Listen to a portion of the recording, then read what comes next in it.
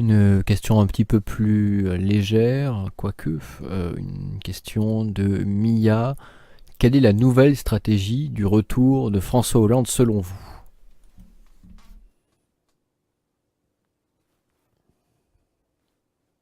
Je ne- Comme je ne sais pas quoi dire, je vais faire remarquer qu'on est à 31 228 adhérents. Donc on a fait 12 adhérents depuis le début de cette émission, avec un adhérent ou une adhérente venue de l'Ardèche.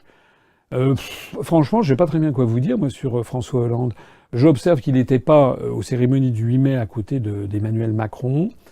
Ce qui d'ailleurs peut se comprendre, parce qu'alors j'avoue que j'ai été assez éberlué, assez scandalisé même, par un message Twitter qui s'est permis d'envoyer suite à la rencontre entre Emmanuel Macron et Donald Trump à la Maison-Blanche aux États-Unis, où il a tenu des propos, bon, carrément homophobes, en laissant entendre que, bon, entre Donald Trump et Emmanuel Macron, c'était au-delà, ça allait au-delà d'une simple entente. Enfin, c'est invraisemblable.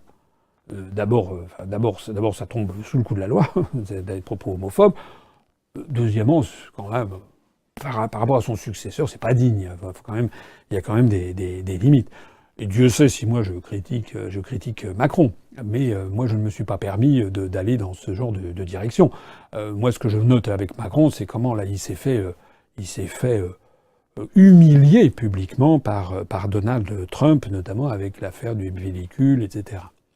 Donc, moi, je ne sais pas très bien ce que cherche François Hollande. En tout cas, il ne s'est pas grandi en lançant ses critiques indignes, en fait, à l'encontre de son successeur. J'ai l'impression que c'est un peu un has-been, c'est-à-dire, pour ceux qui ne seraient pas des anglicistes, quelqu'un qui est démodé, a été.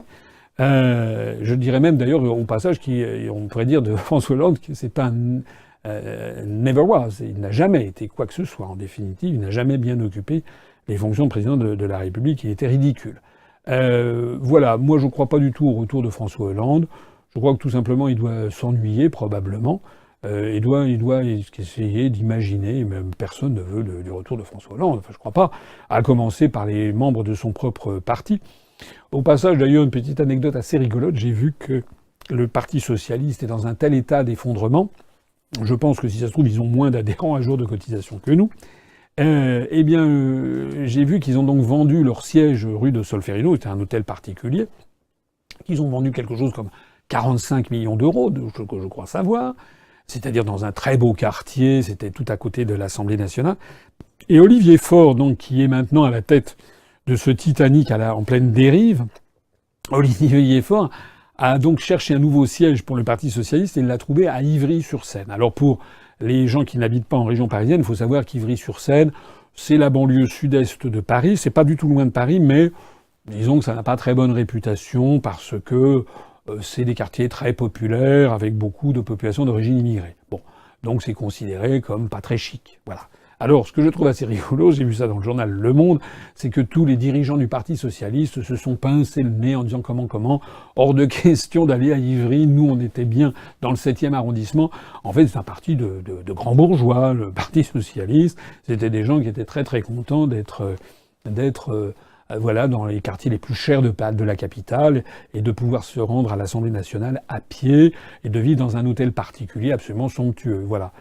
Donc, bon, voilà pour le Parti socialiste. Pour ce qui nous concerne, j'en profite puisque je parle de ça, pour dire que nous allons inaugurer notre nouveau siège le 27 mai, le dimanche 27 mai.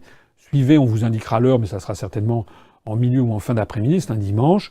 J'ai déjà expliqué le pourquoi du comment. Le pourquoi le 27 mai, parce que c'est le 75e anniversaire de la première réunion du Conseil national de la Résistance le 27 mai 1943, donc à titre très symbolique. Deuxièmement, les travaux de notre nouveau siège seront à peu près terminés.